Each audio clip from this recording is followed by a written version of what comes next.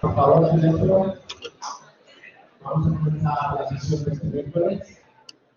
Este miércoles, sesión a cargo de experiencia de medicina interna y de sus tres presidentes mayores salientes, Cristina, José y Blanca, así que adelante, Cristina.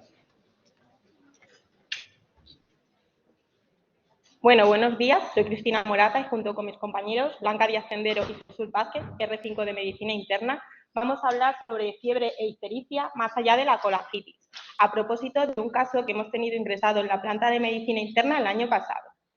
Bueno, para empezar, os voy a presentar al paciente. Eugenio se trata de un varón de 45 años, alérgico a la penicilina, pero no estudiado, sin factores de riesgo cardiovascular. Como hábitos tóxicos refiere que fuma entre 2 y 4 cigarrillos al día, consumo enólico esporádico y niega consumo de otros tóxicos. Niega otros antecedentes médico y quirúrgico de interés y no toma tratamiento habitual. Como situación epidemiológica, es natural de Ecuador, vive en España desde 2008 y reside exactamente en Torrijos. Y como profesión se dedica a pintor.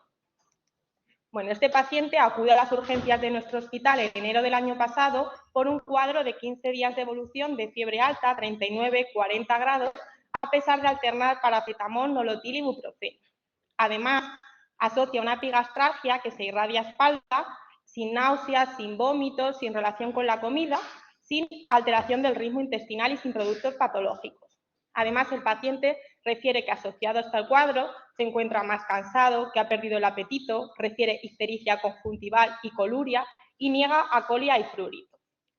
Bueno, en la exploración física de tensión se encuentra estable, se encuentra taquicárdico a 120 latidos, saturación basal de 98, febril de 39 grados, tiene regular estado general, tiene buen nivel de conciencia, se encuentra taquipneico a 30 respiraciones por minuto y tiene una ictericia generalizada. A nivel de la auscultación cardiopulmonar es normal, no tiene edemas ni signo de TVP y a nivel del abdomen destaca que está distendido, pero es blando y depresible, tiene una hepatomegalia de 3 trasveses de dedo y tiene un MURCI dudoso. Ante este paciente en urgencias se le solicita una analítica, un electro y una radiografía de tórax. En la analítica lo que podemos ver es una alteración del perfil hepático, tenemos unas transaminasas, una GOT de 148, una GPT de 180 y una bilirrubina total de 4,5 a expensas de directa y una LDH de 451 elevada. Elevación de restantes de fase aguda, una PCR de 322 y una Procal de 3,7. A nivel del hemograma, la hemoglobina es normal, no tiene leucocitosis ni tiene neutrofilia y sí tiene una linfopenia de 700 y una trombopenia moderada de 63.000. A nivel de la coagulación destaca ligera coagulopatía de INR de 1,3 y fibrinógeno de 821. A nivel de la gasovenosa destaca tendencia a la alcalosis metabólica con un lactato de 21. En el electro se ve una taquicardia sinusal sin alteraciones de la repolarización y en la radiografía informada por el radiólogo refiere que se ven alteraciones inespecíficas en el parénquima pulmonar con atelectasias laminares y basales, sin claras consolidaciones. Por tanto, ante este paciente en urgencias que viene por ictericia, fiebre y dolor abdominal, hay que pensar en la triada de Charcot y estaríamos ante una posible colangitis aguda.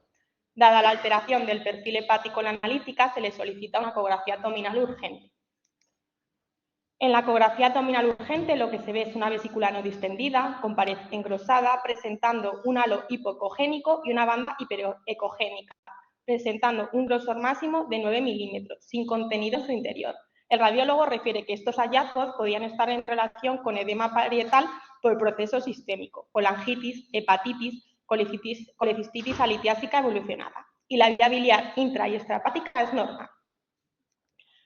Dado el cuadro clínico, en urgencias se sospecha posible sepsis biliar, se inicia antibioterapia empírica con meropenem e ingresa a cargo de digestivo. Tras ingreso en digestivo y tras revisión del cuadro, no les cuadra claramente que sea una posible colangitis con los hallazgos en la analítica y la eco, por lo que le piden un TAC para mejor valoración. En el TAC lo que se ve es una hepatomegalia, que puede ser compatible con hepatopatía crónica, hepatopatía difusa, una vesícula de tamaño conservado, sin contenido, con engrosamiento de su pared de probable etiología sistémica. Y como hallazgo incidental, lo que se ve son infartos esplénicos. Una vez obtenido este resultado, sigue a cargo de digestivo, se hace una revisión de la literatura planteando el diagnóstico diferencial de las diferentes etiologías que nos pueden dar infartos esplénicos. Respecto a las diferentes causas que nos pueden producir infartos esplénicos, está la embolia, las enfermedades hematológicas, estados de hipercoagulabilidad y otros como estados inflamatorios, infecciosos, el trauma y el posoperatorio. Nos vamos a centrar en el caso y en las causas más frecuentes, que es la embolia. La fibrilación auricular, este paciente no se ha constatado y tampoco tiene factores de riesgo para tenerlo.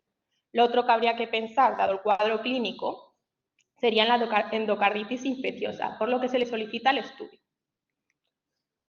Bueno, como resumen del cuadro clínico hasta ahora, tenemos un paciente que viene el 26 de enero del año pasado a urgencias, ingresa a cargo de digestivo con sospecha de sepsis biliar, se deja en dieta absoluta, se extraen hemocultivos y se inicia meropenem empírico. Ese mismo día se pide un TAC, que como hallazgo incidental se ven infartos esplénicos, y se solicita, dado en las diferentes causas, un ecocardio para valorar si tiene endocarditis infecciosa. En el ecocardio lo que se ve es engrosamiento del anillo aórtico a nivel del velo coronario izquierdo. Al día siguiente le hacen un eco transesofágico en el que se ve que tiene un foramen oval que no es permeable y que no tiene datos de endocarditis. El paciente durante todo este tiempo se queja de una cefalea bastante intensa que no cede con analgesia, por lo que digestivo hace una interconsulta con neurología. De momento, dado que no tiene signo meningio y no tiene focalidad neurológica y dada la trombopenia moderada de 63.000, valoran riesgo-beneficio no hacer función lumbar de momento, pero sí que le hacen un TAC craneal que no tiene alteraciones. Dentro del estudio también se le hace un angiotac de aorta torácica en el que no se ve causa embolígena identificable y como hallazgo incidental se ven múltiples opacidades centrolobulillares periliares bilaterales con predominio en emitoras derecho, que pueden ser compatibles con una neumonía o una hemorragia alveolar. Ante un paciente con afectación en diferentes órganos, con persistencia de fiebre y que no va mejor, se hace una interconsulta a medicina interna para valoración. Aquí vemos las imágenes del TAC en el que se ven las opacidades centrolobulillares periliares, sobre todo en el emitoras derecho. Y una vez que recibimos la interconsulta de medicina interna, valoramos al paciente y hacemos un esquema. Vemos que el paciente no tiene factores de riesgo, es joven, tiene una ictericia generalizada, por un lado tiene afectación del perfil hepático, por otro lado tiene trombopenia, sigue con fiebre a pesar de meropenem, tiene una cefalea bastante intensa pero sin focalidad neurológica y sin signos meningios. Destaca que para ser joven tiene bastante decaimiento, bastantes mialgias y luego por otro lado tiene una tos seca y esas alteraciones que se ven en el escáner.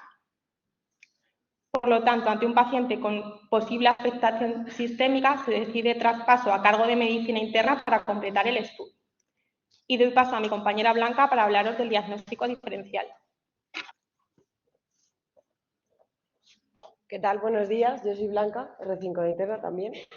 Entonces, bueno, con respecto al diagnóstico diferencial, como ha dicho Cristina, tenemos un paciente que principalmente tiene una fiebre persistente, con unos infiltrados pulmonares, una afectación hepática y renal y unos infartos esplénicos.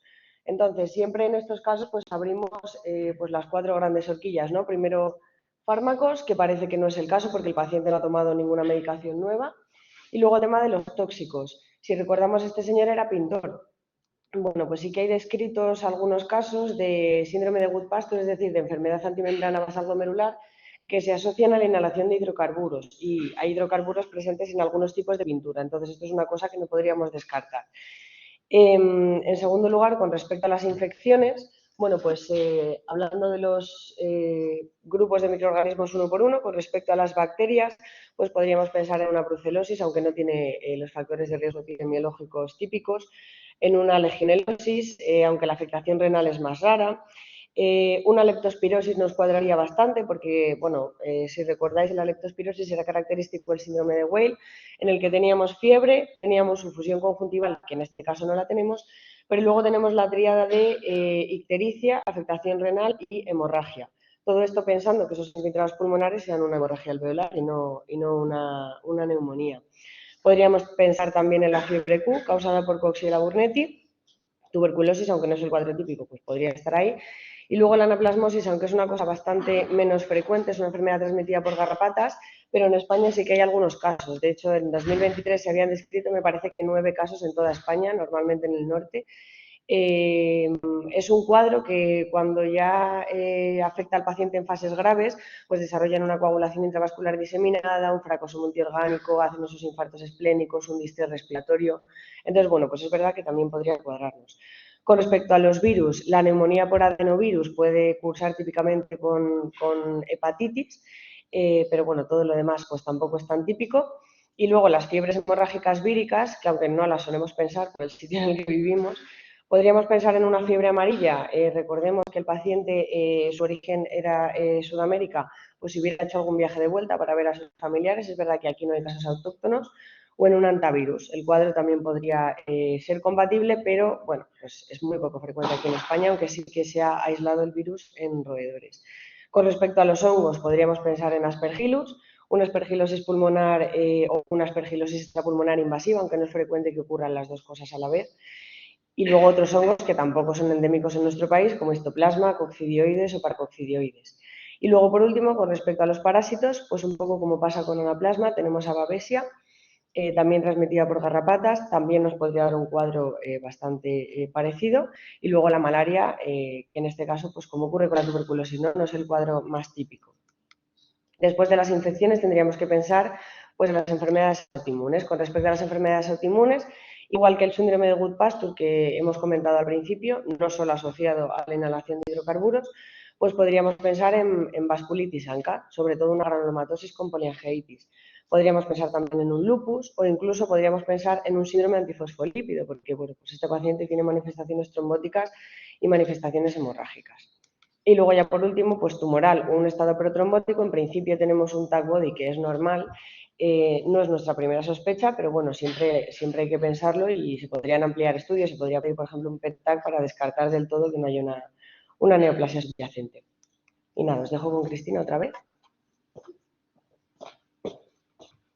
Bueno, mientras esperamos toda la batería de pruebas que se le han solicitado, el paciente, la bilirrubina se mantiene en torno a 5,5 a expensas de directa, la PCR baja a la mitad en torno a 150, la procalcitonina baja a 1,5, la trombopenia se mantiene estable en torno a 60.000 plaquetas y el tiempo de protrombina aumenta hasta 120. Esto mientras que se encuentra en tratamiento con meropenem a esperas de los resultados que se le han solicitado. Bueno, nos empiezan a llegar los resultados, los hemocultivos en diferentes tandas han sido negativos, urocultivo negativo, coprocultivos y parásitos en heces negativo, clostridoides difícil negativo, antígeno de neumococo y legionela negativo. Respecto a los virus hepatotropos negativos, infección pasada por citomegalovirus y virus de Epstein-Barr, ETS negativa, COVID negativo, Trypanosoma cruzi negativo, estrongiloides estercolaris negativo, Rickettsia coloni negativo, Brucella negativo y, como ha comentado Blanca, pues posible síndrome de Weil, sale el antígeno de leptospira interrogans negativo, el cuantiferón negativo, el estudio de Leishmania, tanto anticuerpos como PCR en sangre periférica, negativo. Y bueno, ya el 1 de febrero del año pasado nos llegan estos resultados. La serología de Coxiella-Burnetti, fase 1 IgG 1 partido de 64 e IgM negativo. Los fase 2, que son los fase aguda, llega IgG 1 partido de 128 e IgM 1 partido de 384. Además, llega la PCR de Coxiella-Burnetti en sangre periférica positiva. Por lo tanto, estamos ante una infección por Coxiella-Burnetti, una fiebre Q aguda. A continuación, doy paso a Blanca para hacer una revisión sobre la fiebre Q. Vale, bueno, pues con respecto a la fiebre Q, este señor es Edward Holbrook Derrick, era un médico australiano que trabajaba en Queensland y, bueno, pues en concreto en Brisbane. En 1935 él bueno, pues empieza a estudiar un brote de una enfermedad febril que hay en un matadero en Brisbane. Se ven afectados pues como 20 de los 800 trabajadores que hay y como no sabe muy bien qué es lo que está pasando, pero sospecha que es una enfermedad nueva, adopta el término de fiebre Q. De hecho, la Q viene de query, que bueno, pues básicamente es duda o discusión. Estos son Barnett y Freeman, Barnett abajo, Freeman arriba, son unos investigadores que ven que el microorganismo que se aísla de la sangre y de la orina de estos pacientes estudiados del matadero les parece una riqueza. Y posteriormente hay otros dos investigadores que son Davis y Cox, que más tarde aíslan este mismo microorganismo que habían visto Barnett y Freeman, pero en una garrapata, ¿vale? Por eso a día de hoy este microorganismo se llama Coxiella, Cox, que es el segundo investigador implicado, Burnetti por Barnett, que es uno de los primeros. Con respecto a la microbiología, bueno, pues es un cocobacilo gram negativo, pleomorfo, porque adopta diferentes formas a lo largo del ciclo biológico e intracelular. Normalmente sobrevive en el fagolisosoma de los macrófagos. Cuando está en su forma de espora, que se llama variante de célula pequeña, bueno, pues es muy resistente en el medio ambiente, de hecho puede resistir hasta 1 año y medio en leche a temperatura ambiente, por ejemplo. Y tiene como dos conformaciones. Tenemos una conformación de fase 1, que es la virulenta, en la que bueno, pues la membrana tiene unas características concretas, está formada completamente por lipopolisacáridos. Y luego tenemos una fase 2, que es un poco la fase virulenta, en la que pues, la composición de la membrana es distinta. Cuando nosotros tenemos una infección aguda, se van a desarrollar anticuerpos contra antígenos de fase 2. Y cuando tenemos una infección crónica, los anticuerpos se van a desarrollar frente a los antígenos de fase 1. ¿Cómo se transmite esto? Bueno, esto principalmente es una zoonosis, es decir, lo transmiten los animales a los humanos. La principal forma pues es la inhalación de partículas, pero también puede ser pues, a través de ingesta de alimentos contaminados, como pueden ser los lácteos no pasteurizados. Hay transmisión de humano a humano, es muy rara, puede ocurrir, pues transfusiones sanguíneas, contacto sexual y sobre todo con respecto a la atención al parto, porque todo lo que envuelve al parto tiene un elevado riesgo de contagio, ¿vale? Como habíamos dicho, bueno, pues, es muy resistente al medio ambiente en su forma de espora, vamos a llamarlo así. Aparte de ser muy resistente en el tiempo, también bueno, pues viaja mucho. O sea, es decir, se han encontrado muchas veces Coxiella burnetii a lo mejor a 10 kilómetros del área rural en el que en principio pues, se inicia el brote, ¿no? Y se distribuye mundialmente, ha aparecido en todos los sitios, excepto en Nueva Zelanda, en Polinesia Francesa, en Ártico y en Antártico, en el resto de sitios hay descritos casos en todos los lados. ¿Qué pasa con nuestro país? Bueno, pues dentro de Europa somos el país con mayor número de casos y con una tasa más alta de infección. Desde 2015 es una enfermedad de declaración obligatoria. Entonces, las comunidades autónomas más afectadas son País Vasco, donde se asocia sobre todo al ganado ovino, y Canarias, donde se asocia sobre todo al ganado caprino.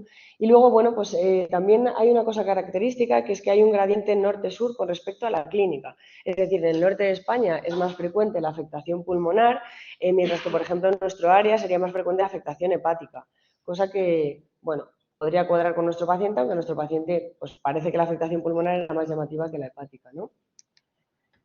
Con respecto a la patogénesis, bueno, existe un plásmido, el QPH1, si este plásmido está presente, la cepa es más virulenta.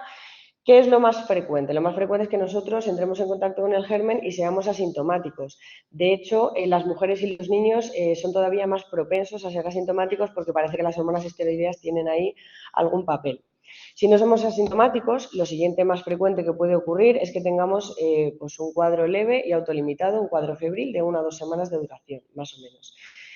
Si a pesar de ello desarrollamos la enfermedad grave, de la que vamos a hablar ahora, bueno, pues seguimos teniendo una enfermedad grave, pero una infección aguda. Pero tenemos riesgo, y esto es un poco lo más importante a largo plazo, de que esta infección se cronifique y de que hagamos, por ejemplo, una infección endovascular crónica, una endocarditis. ¿Quién tiene más riesgo de esto? Tienen más riesgo los varones, los pacientes que ya tenían lesiones previas o valvulares o dentro de los vasos. Y luego, ahora veremos que esto está muy interrelacionado y lo iremos viendo a lo largo de la sesión.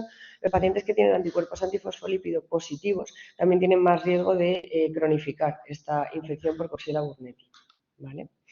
Con respecto a la clínica, bueno, lo que hemos dicho, lo más frecuente, cuadro febril autolimitado, 1 o 2 semanas.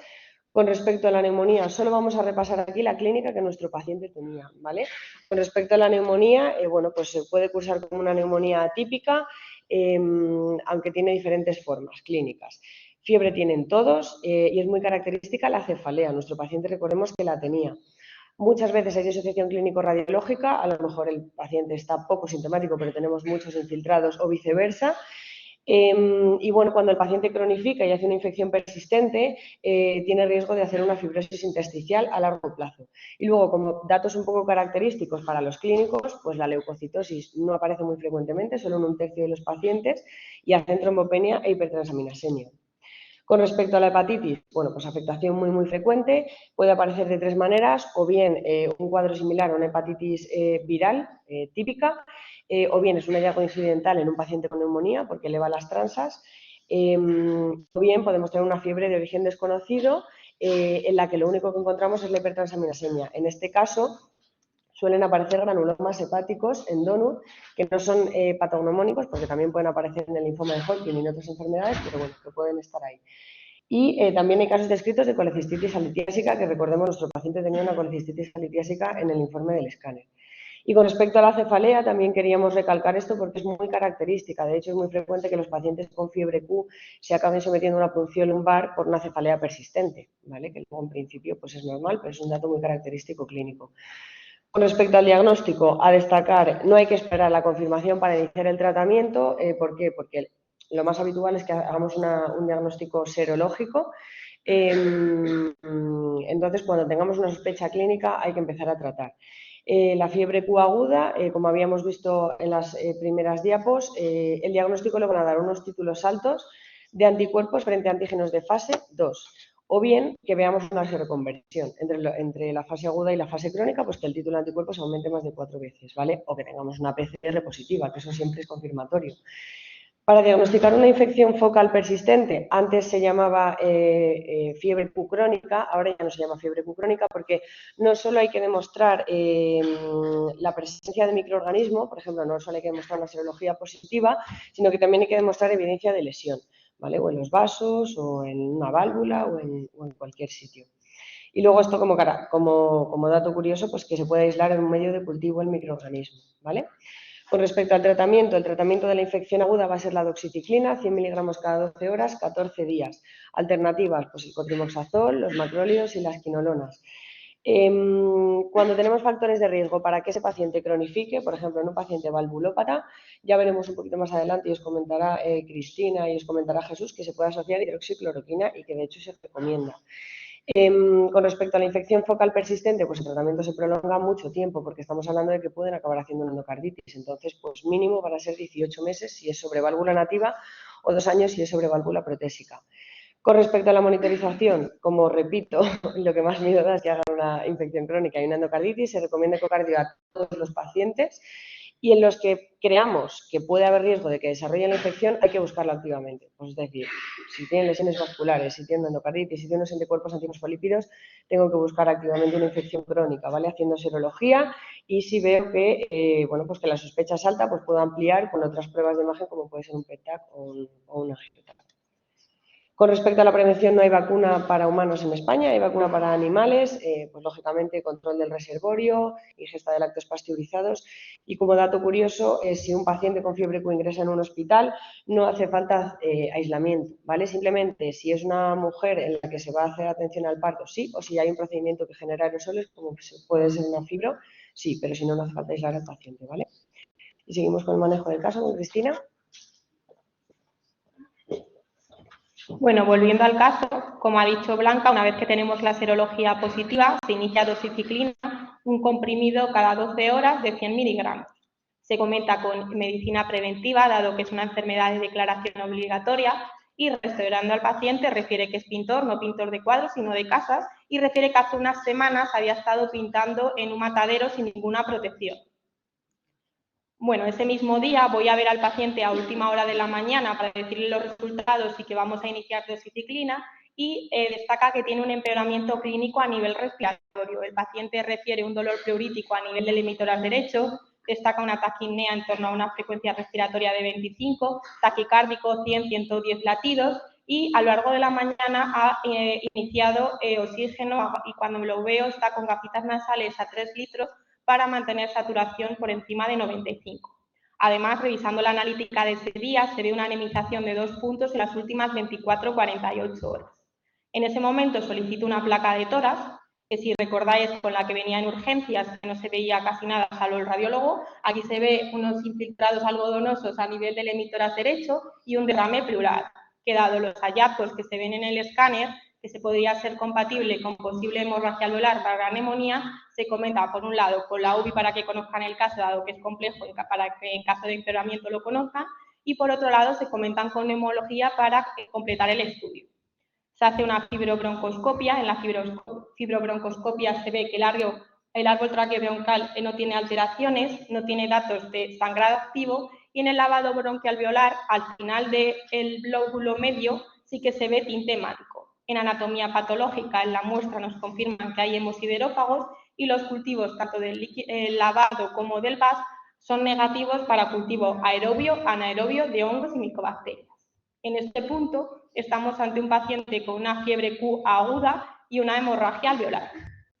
Por lo tanto, doy paso a mi compañero Jesús, que os va a hablar sobre la fiebre Q y hemorragia alveolar. Bueno, lo primero de todo, buenos días a todos. A continuación hablaremos de la parte de la sesión que se refiere a la relación entre la fiebre Q y la hemorragia alveolar. Lo primero que hay que hacer es, no sé si se me escucha bien, lo primero que hay que hacer es definir lo que es la hemorragia alveolar difusa. Este síndrome es el que recoge el sangrado difuso del pulmón y se caracteriza por la asociación de hemoptisis, anemización, aparición de infiltrados pulmonares difusos y desarrollo de insuficiencia respiratoria. Para poder definirla como tal, no solo tenemos que tener estos hallazgos clínicos y radiológicos que hemos comentado, sino que, como bien ha dicho Cristina, debemos tener o bien datos de sangrado en el lavado broncoalveolar o aparición de más de 20 en más del 20% de los macrófagos de hemosiderina en los análisis citológicos. Una vez que tenemos estas cosas, podemos ya hablar de hemorragia alveolar difusa. Y una vez que tenemos esto, lo que debemos hacer es hablar de la etiología de la misma. De manera general, podríamos hablar de dos grandes bloques. Un bloque de perfil más autoinmune e inmunológico, donde sí que podemos establecer una pequeña diferencia entre la presentación de las vasculitis de pequeño vaso, que característicamente dan una afectación de los capilares pulmonares, y otras enfermedades del tejido conectivo que pueden dar presentaciones histológicas más variadas. Fuera de este espectro más autoinmune, tenemos otras causas, tóxicos y fármacos. De hecho, la cocaína, la miodarona, las anfetaminas. De hecho, recuerdo que la cocaína ha sido motivo de una sesión por una hemorragia alveolar. Infecciones, bien sean bacterianas, viral o en general gérmenes que puedan dar enfermedades oportunistas en pacientes inmunodeprimidos. Y también otro apartado un poco más general, otros, donde el trasplante autólogo o la radiación. Llegados a este punto, nos centramos un poquito en la búsqueda bibliográfica de relación de fiebre Q y hemorragia alveolar difusa, que la verdad es que es una asociación muy infrecuente y muy poco estudiada, de la que hay muy poca literatura, lo que sí que es mucho más habitual en la presentación de la forma aguda de la enfermedad que de la crónica. Insistir en este punto en una cosa que ya ha dicho Blanca, en la afectación pulmonar, lo más habitual es la presencia de consolidaciones, más unilaterales que bilaterales. En ocasiones también pueden aparecer opacidades redondeadas. En sí el derrame pleural es bastante raro y destacar sobre todo la disociación clínico-radiológica. Si entendemos la hemorragia alveolar como que puede tener un origen autoinmuno y hacemos una revisión entre la fiebre Q y la autoinmunidad, aquí sí que la literatura aporta mucha más información.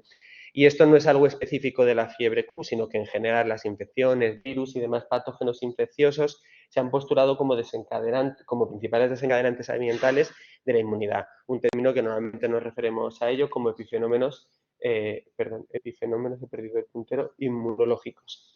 Se han propuesto varios mecanismos para hacerlo. Uno de los más conocidos o más estudiados es el mimetismo molecular, que se basa en la similitud en la cadena de péptidos, tanto propios como externos, lo cual puede dar una reactividad cruzada de las células B y T que se encargan de la autoinmunidad.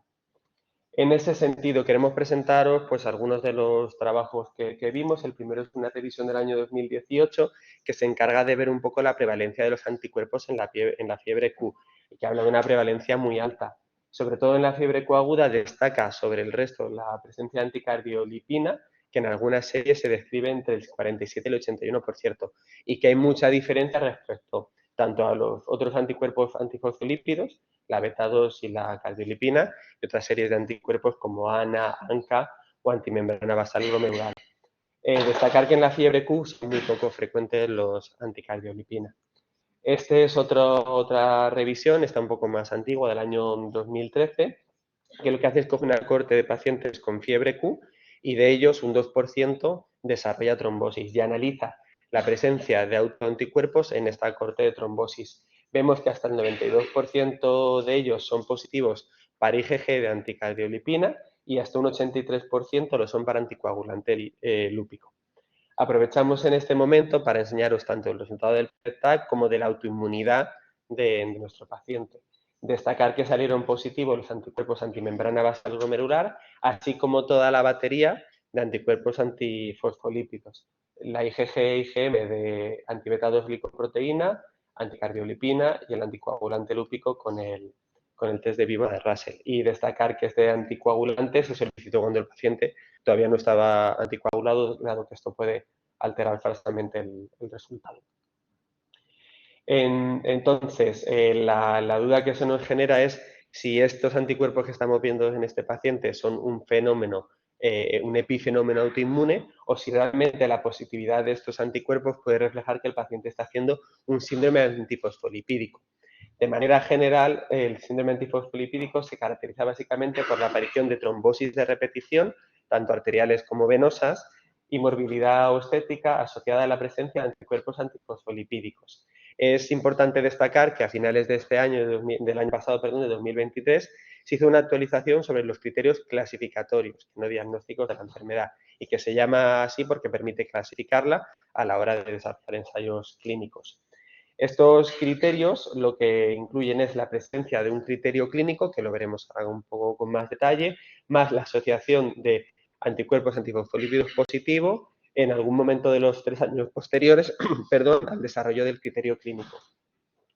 Uno de los principales cambios de esta actualización es que además de los criterios macrovasculares que hemos comentado, trombos arteriales y venosos, incluye también los criterios microvasculares, y aquí hemos puesto con especial atención el desarrollo de hemorragia alveolar difusa, así como en el apartado hematológico la trombocitopenia.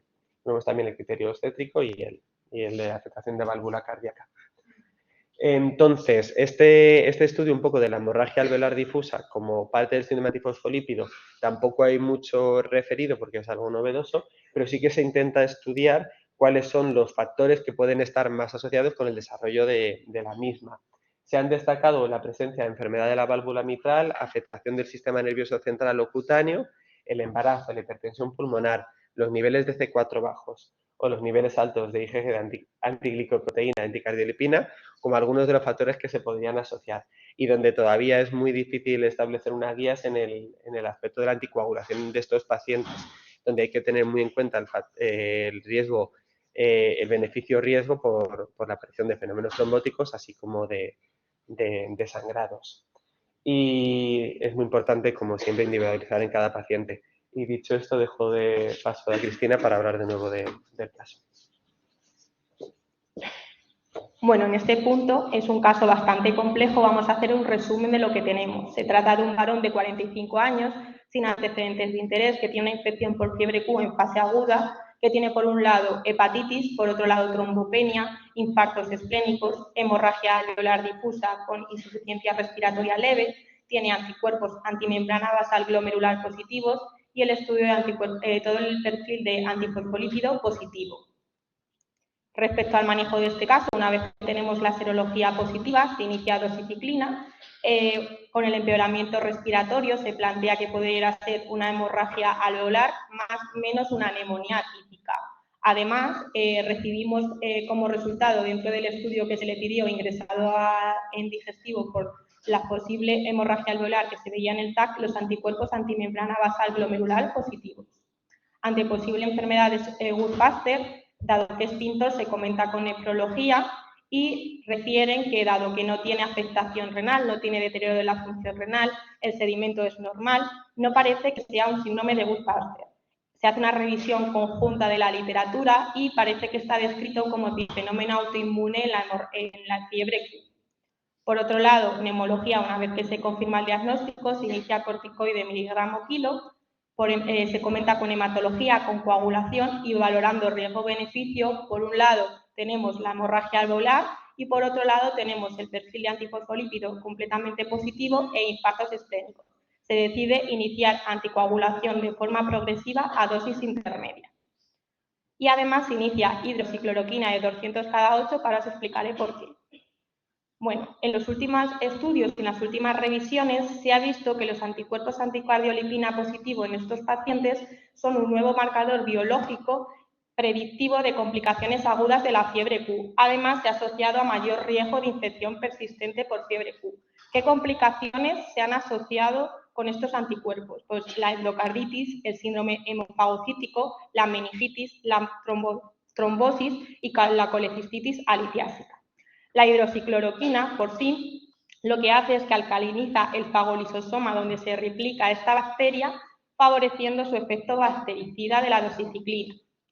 Además, la hidroxicloroquina previene las propiedades trombogénicas de los antifosfolípidos y reduce las probabilidades de que estos persistan positivos. Las últimas guías, generalmente son recomendaciones de expertos, no hay muchos estudios. Aunque no hay consenso sobre el tiempo, sí que todas dicen que en las pacientes con fiebre Q aguda y anticuerpos antifosfolípidos positivos, independientemente de si han hecho complicaciones o no, para prevenirlo y asociar hidroxicloroquina. Lo que no está establecido claramente es el tiempo. La mayoría se basan hasta que estos anticuerpos se negativicen, algunos dicen 1 año, otros dicen 18 meses, todavía no está claro, pero sí que todos están de acuerdo de iniciar. Respecto a la evolución de nuestro paciente, evolucionó muy bien con el tratamiento, el perfil hepático se normalizó, bilirrubina normalizada, la hemoglobina se estabilizó y la trombopenia se resolvió sin nuevo pico de trombopenia. Respecto a la serología de la fiebre Q, la fase 2, que son los de fase aguda, se negativizaron y los de fase 1 se mantienen positivos, pero en ningún momento el paciente ha cumplido criterios para infección focal persistente. Respecto a la autoinmunidad, la mayoría del perfil antifosfolípidos se ha negativizado, pero sí que mantiene los anti-beta 2 glicoproteína IgG positivos a títulos moderados. Respecto al anticoagulante lúpico, el test de Russell fue positivo, mientras que se pidió al inicio del ingreso, y posteriormente el resto de determinaciones han sido negativas. Respecto al resto de autoinmunidad, los ANA y los ANCA han sido en diferentes determinaciones siempre negativos, y los anticuerpos antimembrana basal glomerular posteriormente han sido negativos, solo una determinación positiva en el pico de la infección. Respecto a como conclusión del caso, porque es un caso complejo, como diagnóstico final, se trata de un paciente con una fiebre Q en fase aguda con fenómenos secundarios de disregulación autoinmune. Por un lado, infartos esplénicos ante posible síndrome antifosfolipídico. Por otro lado, hemorragia pulmonar alveolar con insuficiencia respiratoria leve, que podría estar relacionada por un síndrome antifosfolipídico por esa afectación microvascular o con los anticuerpos antimembrana basal glomerular. Lo difícil de este paciente, y lo que el tiempo lo dirá, es saber si el síndrome antifosfolipídico ha sido un fenómeno autoinmune o ha sido en relación con la infección o realmente el paciente tiene un SAD. Entonces, en función de la evolución de los anticuerpos y de la clínica, se valorará de cara a mantener o no la anticoagulación. De momento, el paciente se mantiene con hidroxicloroquina de 200 cada 8, dado que los anticuerpos IgG anti-beta 2 glicoproteínas siguen positivos, con Sintrom y con pantoprazol. Es verdad que el paciente tiene mala adherencia y seguimiento errático, el pintor va por las islas y cuesta mucho hacer el seguimiento. En la última revisión que hemos conseguido verle ha sido en abril de 2024, que se encontraba asintomático, sin incidencias y sin ningún criterio para infección focal persistente. Y para finalizar, doy paso a Jesús, que nos va a hablar las conclusiones. No queríamos acabar esta sesión sin hablar de una serie de conclusiones, unos mensajes para llevar a casa que consideramos importantes que queden aquí. Entonces, lo primero, destacar en este tipo de pacientes la importancia de una valoración integral y un trabajo multidisciplinar, sobre todo cuando son tan complejos. De decir de la infección por Coxiella burnetii, que es habitualmente una zoonosis, aunque el contacto, como en nuestro caso con la fuente, no siempre es tan estrecho. La infección aguda por fiebre Q, destacar que es una entidad infradiagnosticada, dado que generalmente es asintomática o cursa con cuadros leves. En este sentido, hablar que hay una gran variedad de síntomas que pueden evolucionar a infección focal persistente, antiguamente infección Q crónica, y que el tratamiento de lesiones normalmente la doxiciclina. En la infección por fiebre Q se recomienda ampliar el estudio con ecocardiograma transtorácico, anticuerpos antifosfolípidos e individualizar, como bien hemos comentado, si el paciente tiene factores de riesgo extra con la petición de un AngioTag o un PEC-TAG para descartar enfermedad a distancia. Comentar muy importante, los anticuerpos antifosfolipídicos, un nuevo marcador biológico predictivo de complicaciones agudas y de evolución de infección persistente de la fiebre Q. Y en este perfil de pacientes es muy importante valorar asociar la hidroxicloroquina hasta negativización de los anticuerpos. En general se recomienda siempre un seguimiento estrecho de estos pacientes, al menos durante los 2 primeros años tras la infección, por el riesgo que hemos visto de complicaciones y de cronificación de la enfermedad. Y una vez dicho esto, pues mostramos la bibliografía que hemos utilizado y os damos gracias a todos por vuestra atención.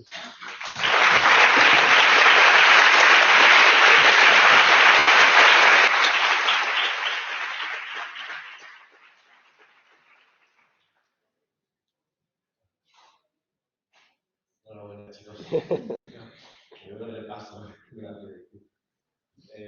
¿Alguna pregunta por ahí?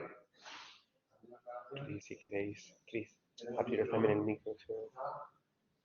Primero que pocas dudas, habéis hecho un repaso bastante extenso y bastante interesante, así que si no hay ninguna duda, nada, os he dicho, enhorabuena por la sesión, felicidades y hasta luego la semana que viene. Muchísimas gracias.